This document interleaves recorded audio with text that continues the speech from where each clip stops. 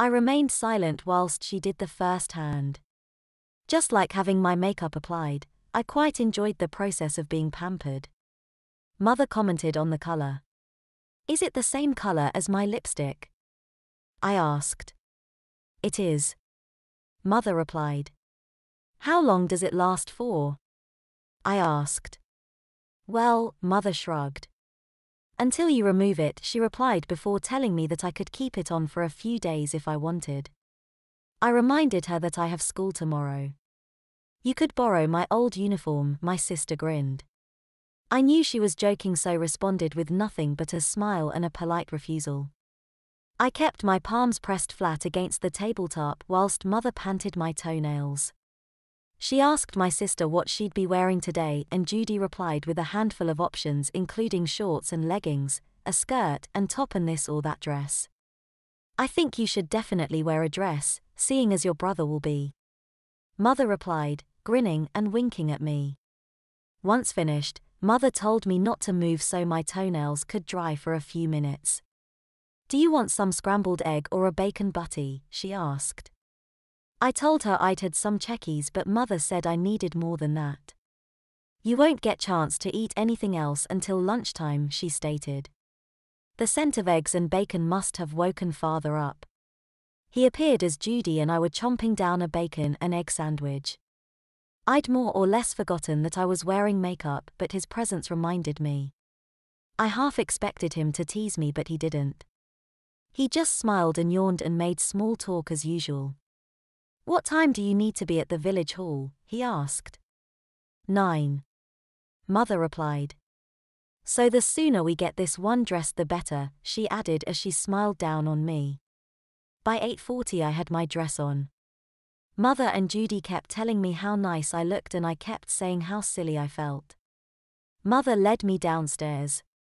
I held my skirt to avoid tripping as I shyly followed. The delicate, almost weightless garment felt like it floated around me. I know I feel like a dork, but my dress does feel special, much more so today than at the rehearsal when I wore it over my leotard and tights. Maybe Mother's right about the special underwear?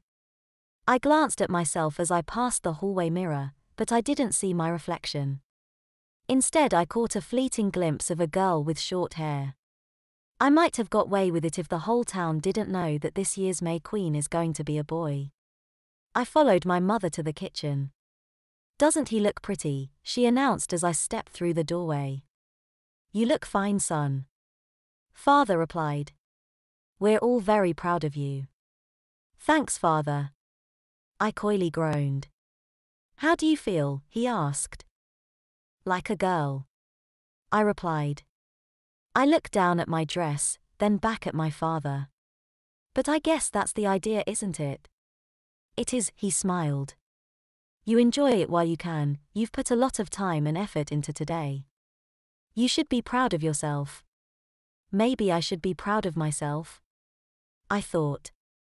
I've endured many weeks of teasing for being part of the parade, but at least I've done something. All they've done is snipe at me. Maybe my teachers are right too, maybe they are jealous. Can I get a photograph before we go? Mother asked, wielding her camera. Oh muum. I coyly replied. Here, put your gloves on, she said, handing me a pair of white lace gloves. I carefully pulled them on and my sister fastened the 2 mother-of-pearl buttons for me. Okay, stand over there. Mother said, before taking numerous photographs of me. This one, she declared her favorite, and it would later grace the mantelpiece for years to come. It goes without saying that I was a nervous wreck as we drove the village hall. The gaily decorated flatbed truck is parked outside and Mother asked if the garlands that decorated it were the ones we'd made. They look very pretty, she said. It's hard to believe it's just a truck. It's hard to believe I'm just a boy. I dryly retorted. My mother grinned and agreed. It'll all be over after today, she said, then you can go back to being just a boy again. We got out of the car and headed inside. Benjamin and Anthony were already there, as was Paula. Vincent, you look beautiful, she exclaimed. It's hard to believe you're really a boy.